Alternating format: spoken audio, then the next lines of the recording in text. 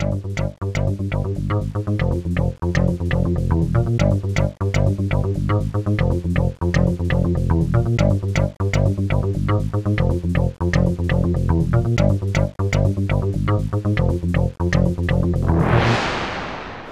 the Walk of Fame with the sights and sounds of DragonCon and a man who knows sights and sounds, Richard Epcar. Good to see you. Hi, nice to see you.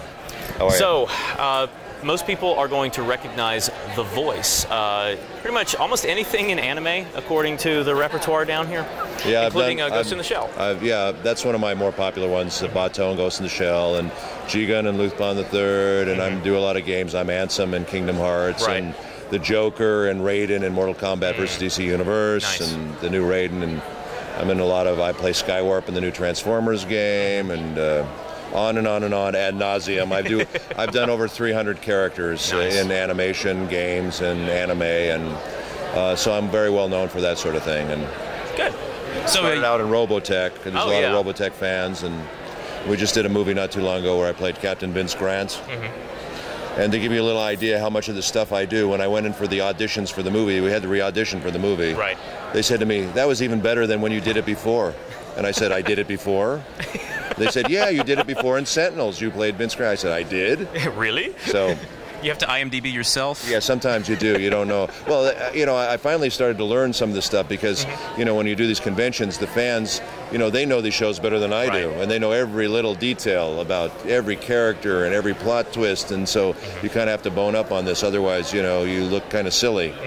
You go, "Oh yeah, I did a bunch of characters in that. I don't remember what."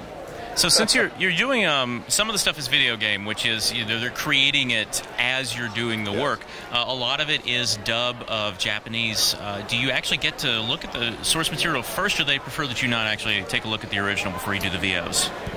You really don't get a chance to see it like you do when you're acting on stage or in front of a camera, where you get the script ahead of time, you get to rehearse and work on the part. They throw you in the booth and you basically do a cold reading and you have to deliver the goods right then and there, and if you can't do it, you're out. So you just get really good really fast, and I've been doing this for almost 30 years now, so it's kind of second nature to me now. And now I owe somebody royalties. Oh, yeah, so we shouldn't do that. You're right. I've done a lot of film and television. I've been in a lot of soaps, you know, and done that sort of thing. And then I just kind of fell into this work with my my wife, Ellen Stern, who's also an actress and voice actress. And basically, I have her to blame for this because she kind of got me into this. She was doing some movie. And what happened was the people that were doing that movie had another movie and they didn't like the voices in it. So they brought, you know, she brought me along to the audition and said, "Is it okay? My boyfriend comes along with me." And they said to me, "Have you done this before?" And I said, "Oh, I've done it a million times," and I'd never done it before in my life. And I went in there, and it was a dubbing thing. Basically, we were replacing the dialogue. And I'm also a drummer. And I think because I'm a drummer, it came very easily to me because there's a real rhythm to doing dubbing. So the combination of drummer-actor really worked well for me with this sort of work, because a lot of people have a really hard time with doing a character and doing the sync and making it sound natural. So it's like you're kind of juggling a lot of different you know, plates at the same time and trying to make it work. But I really took to it like a duck to water. So it's you know, I just started working, never looked back, and I started directing a ton of stuff, and I direct a lot of games and animation, and now original animation. So it's been really fun. That's a pretty broad resume to bring. So the fans, you were talking about the fans earlier knowing your work almost as well, if not better than you do. How's the fan experience been so far at this DragonCon? It's been great. You know, I've had so many people come up to me and it's, you know, and thank me for coming and saying, "We so appreciate you being here." And it's just, you know, it makes you feel great.